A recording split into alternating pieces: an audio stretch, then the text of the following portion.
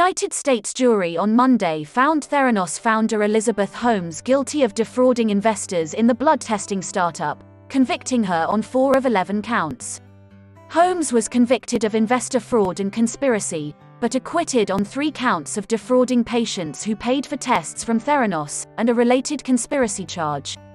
The jury could not reach a decision on 3 counts related to other, individual investors.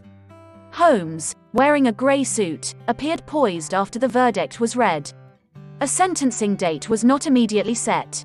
Prosecutors said Holmes, 37, swindled private investors between 2010 and 2015 by convincing them that Theranos small machines could run a range of tests on just a single drop of blood from a finger prick.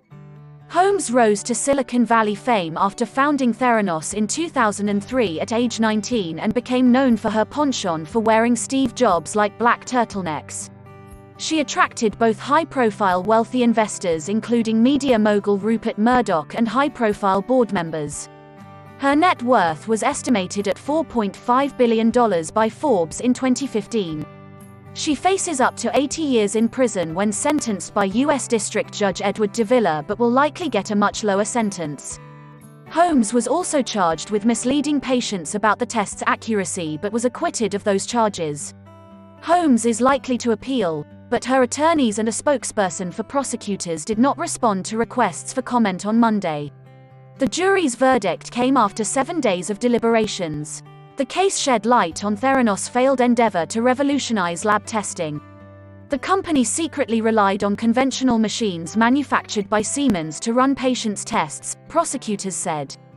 Theranos collapsed after the Wall Street Journal published a series of articles that suggested its devices were flawed and inaccurate. Holmes was indicted in 2018 alongside Theranos' former chief operating officer Ramesh Sunny Balwani, who had also been her romantic partner. Balwani also has pleaded not guilty and will be tried at a later date. During the trial in San Jose, California, which began in September, jurors heard testimony from former Theranos employees who said they left the company after witnessing problems with its technology. Former patients testified that they would not have used Theranos tests if they had known the tests were flawed. Holmes was acquitted on charges of defrauding patients.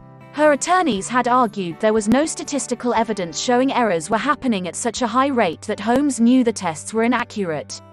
Investors testified that Holmes made a range of misleading claims about Theranos, including that its machines were being used in the field by the U.S. military. Prosecutors said had Holmes been truthful with investors and patients, the venture never would have attracted critical funding and revenue. She chose fraud over business failure. She chose to be dishonest, Assistant U.S. Attorney Jeff Schenck said at the start of closing arguments. That choice was not only callous, it was criminal. Testifying in her own defense at trial, Holmes said she never meant to deceive anyone and said Theranos lab directors were in charge of test quality.